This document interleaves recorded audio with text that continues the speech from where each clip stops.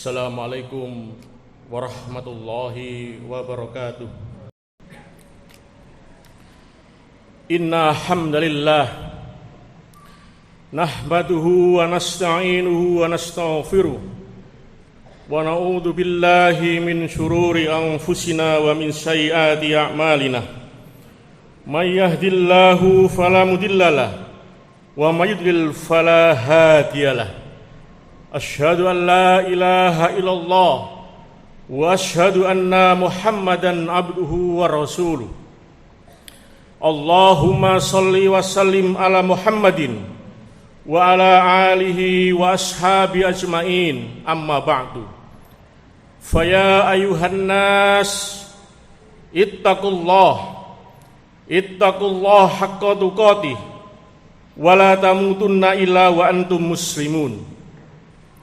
Ya ayuhan nas ittaqu rabbakumul ladzi khalaqakum min nafsin wahidah wa khalaqa minha zawjaha wa bassa minhuma rijalan katsiran wa nisaa'a wattaqullaha alladzi tasaaluna bihi wal arham innallaha kana 'alaikum raqiba.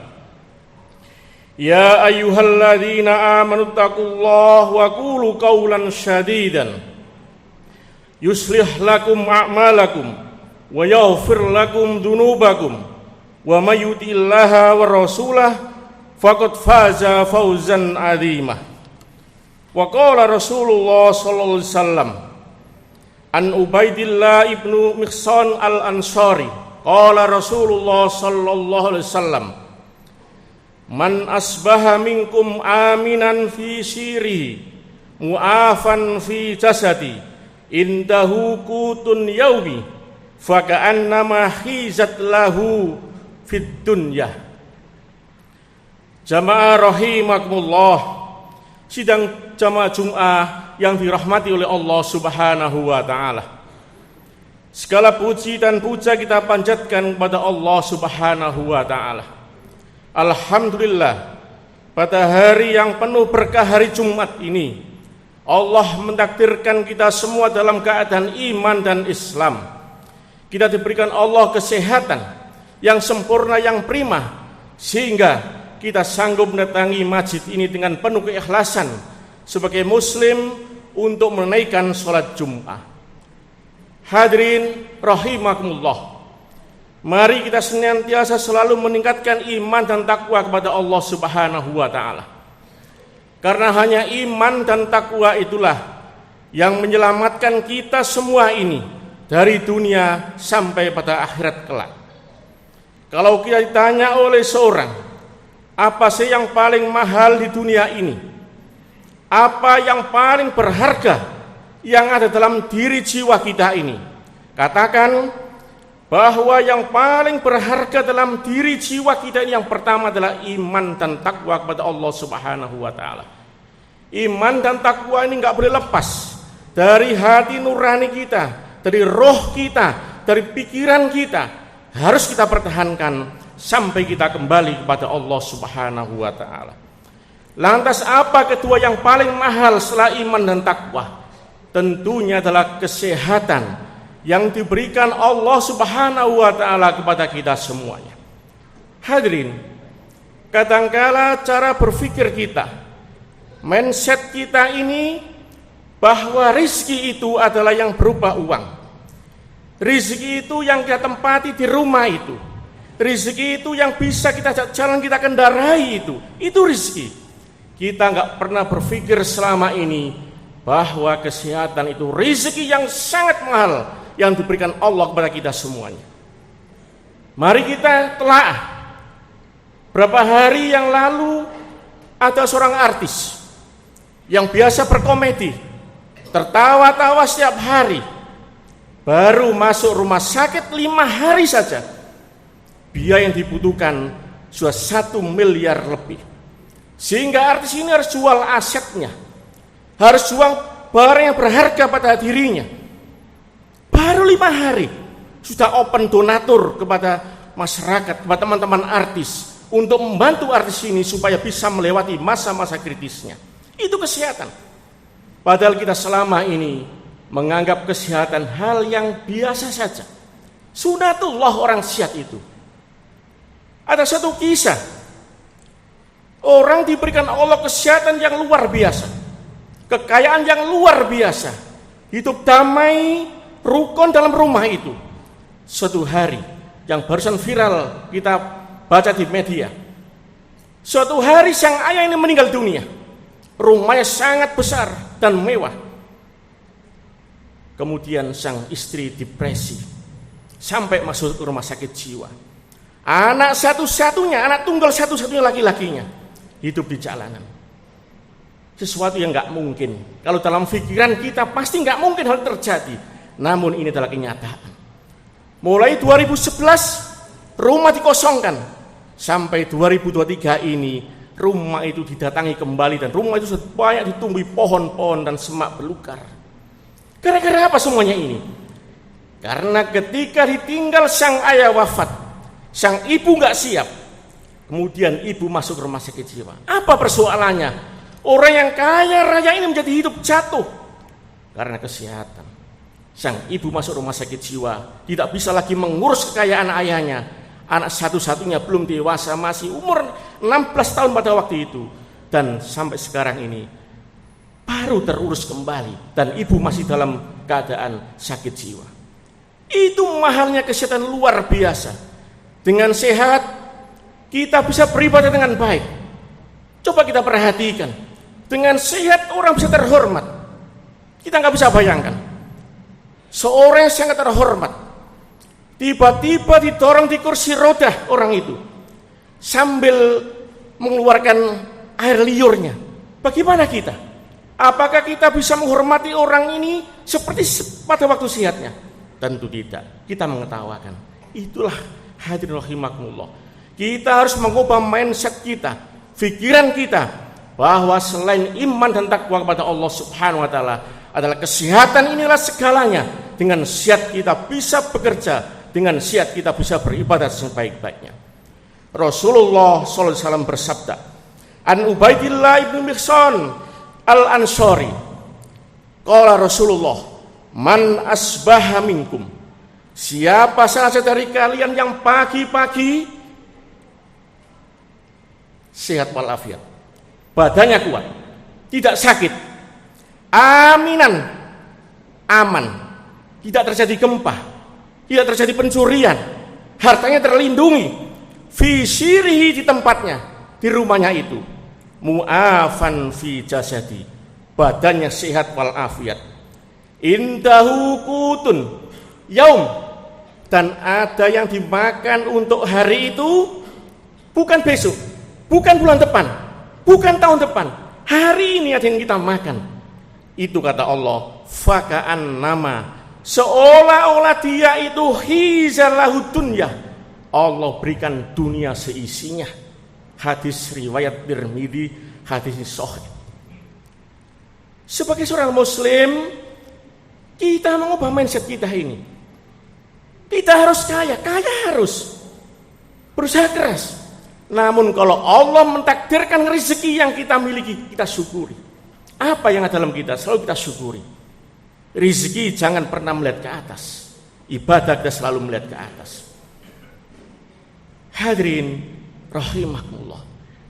Jadi kalau Allah sudah berikan tingkat keamanan pada rumah kita, kesehatan yang prima, kemudian kita punya persediaan makan untuk hari itu, bersyukurlah. Kata Allah, seolah-olah Allah tumpahkan dunia seisinya untuk kamu, kata Allah. Dan tidak ada hadirin orang yang mati karena kelaparan. Hanya mindset kita ini. Kita sering berpikir hidup bagaimana 10 tahun yang ke depan.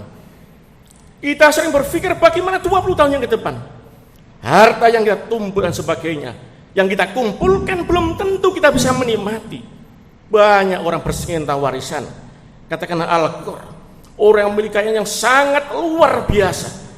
Ketika wafat, maka para ahli warisnya semua bertengkar dan selesaikan di pengadilan. Ini kalau soal harta benda. Kita banyak melihat kasus-kasus semacam ini. Mengapa manusia enggak bersyukur kepada Allah Subhanahu wa taala? Hadirin rahimakumullah. Allah Subhanahu wa taala berfirman dalam Al-Qur'an surah Al-Ankabut, Wa ka'ayyim min dabbatin la tahmilu rizqa Allahu yarzuquha wa iyyakum wa was-sami'ul alim. Perhatikan betapa banyak binatang melata di muka bumi ini yang gak sanggup mengurus rizkinya, yang gak sanggup membawa rizkinya. Allah, tapi Allah menghidupkannya. Allah memberikan rizki kepadanya. Innallaha syami'un alim. Sesungguhnya Allah zat yang maha mendengar, lagi Allah itu maha mengetahui. Coba kita perhatikan burung yang berterbangan, yang tiap hari mencari nafkah dimanapun, di jalan, di semak-semak dan sebagainya. Burung itu hidup. Ular, cicak dan sebagainya, semua hidup karena Allah Subhanahu wa ta'ala. Mengapa kita berpikir bahwa kita punya tangan, kita punya panca indera lengkap, kita punya kaki, kita bisa mencari rezeki? Kenapa kita takut dengan rezeki yang diberikan Allah Subhanahu wa ta'ala? Burung gak pernah serakah dalam mencari hidupnya. Setiap burung itu saking yang kembali ke sangkarnya. Tidak ada ceritanya burung itu akan membawa padi diangkut ke sangkar yang tidak ada. Ular sekali makan kenyang sudah kembali ke lubangnya dan tidak akan membawa bekal-bekal bahan-bahan makanan itu ke dalam lubang. Tidak akan. Besok akan mencari kembali. Dan tidak ada burung yang mati karena kelaparan. Namun banyak burung, kucing yang mati karena dipelihara oleh manusia, karena manusia lupa akan haknya, rizkinya pada saat itu. Tapi Allah nggak pernah akan lupa. Hadirin rahimakumullah, itulah kehidupan, mindset dalam hidup. Baru saja kita meninggalkan tahun 2002 dan kita sudah kembali 2003 ini. Apa yang kita pikirkan? Apa yang kita renungkan? Hadirin rahimakumullah, setiap pertambahan tahun itu pasti ada yang bertambah dan ada yang berkurang. Yang bertambah adalah usia kita, dan yang berkurang adalah umur kita. Kalau saudara dilahirkan pada tahun 1950, ketahui usia saudara saat ini adalah 73 tahun. Kalau saudara dilahirkan tahun 60-an katakanlah, usia sudah 63 tahun. Ketahui Rasulullah itu hanya usianya 61 tahun saja berdasarkan kalender Masehi dan 63 tahun berdasarkan kalender Miladiah. Itulah hidup.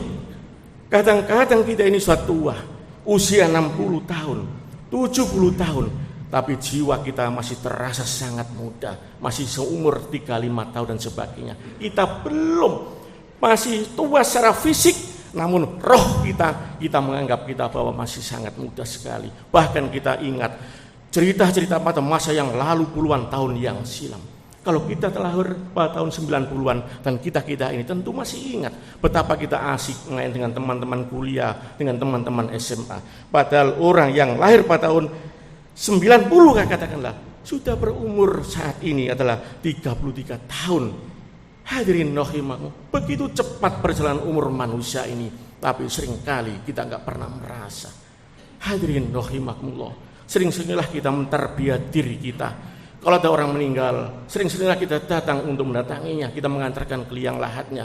Kalau ada orang sakit, kita sering-sering besuk, kita perhatikan betapa mahalnya orang dia sakit itu, dan kita menganggap bahwa sehat itu adalah seolah-olah nggak ada artinya. Padahal orang sakit di rumah sakit itu kadang-kala hariannya butuh biaya yang sangat mahal sekali. Hanya jantungnya yang tidak berdetak dengan baik, harus pasang ini dan pasang itu, butuh ratusan juta. Hanya karena parunya nggak berfungsi dengan baik, butuh oksigen berapa hari dan sebagainya. Itu semua biaya, dan ini semua adalah rizki dari Allah Subhanahu wa ta'ala. Hadirin rahimakumullah, soal rizki kita berpandangan kepada sahabat Nabi yang bernama Abdurrahman bin Auf. Abdurrahman bin Auf ini adalah sahabat Nabi yang sangat kaya raya, pernah doakan oleh Nabi Rasulullah SAW. Semoga Abdurrahman bin Auf ini selalu diberkahi hidupnya, selalu diberkahi rezekinya oleh Allah Subhanahu wa ta'ala. Maka suatu ketika Abdurrahman bin Auf ini pada saat menjelang ajal-ajalnya berdoa kepada Allah, ya Allah, jadikanlah kami ini ya Allah orang yang paling miskin ya Allah, sehingga pada waktu meninggal dunia nanti saya nggak punya apa-apa ya Allah.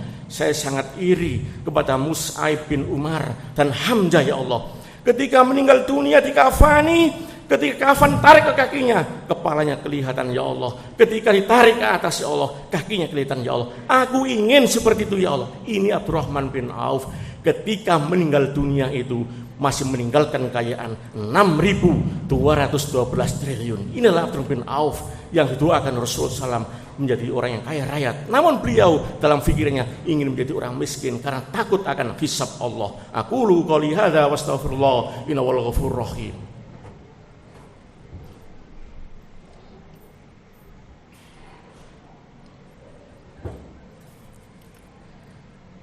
Alhamdulillah alladzi wa mawala la haula wala quwata illa billah. Asyhadu an la ilaha illallah wa asyhadu anna Muhammadan abduhu wa rasuluh. Allahumma shalli wa sallim ala Muhammadin wa ala alihi washabihi jami'in, amma ba'du. Hadirin rahimakumullah. Bagaimana kita cara memandang harta yang kita miliki ini?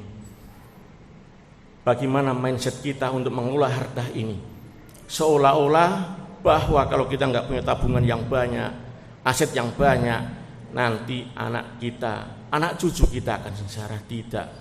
Allah menjaga kita. Sepanjang orang itu beriman kepada Allah, Allah pasti cukupkan hamba-hambanya. Namun banyak rezeki itu adalah apa kata Allah? Innallaha yarzuqu may yasha wa yaqdirulah.